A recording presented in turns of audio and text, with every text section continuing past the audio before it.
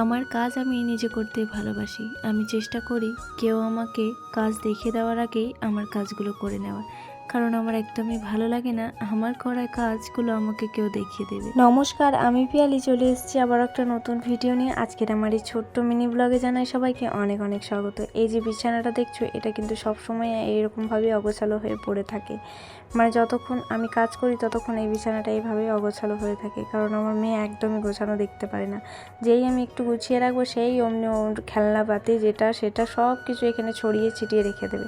সকালবেলাতে একবার গুছিয়েছিলাম, আবার দেখছি অগোছালো। একটু অগোছালো থাকলে একদমই ভালো লাগে না দেখতে, তাই আমি ও যতবার অগোছালো করে আমাকে ততবারই গোছাতে হয়।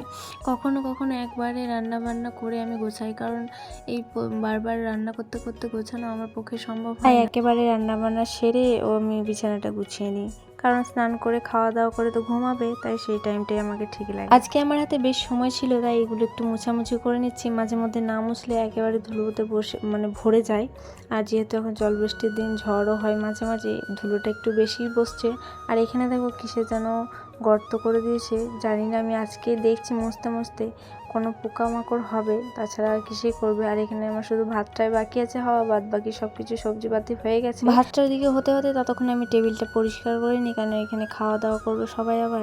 তার জন্য এগুলো আবার রেখে মুছে ভালো করে বাসনের জায়গায় রেখে দেবো, আর ওই টেবিলটা মুছে দেবো একটু ভালো করে, তাহলে হয়ে যাবে।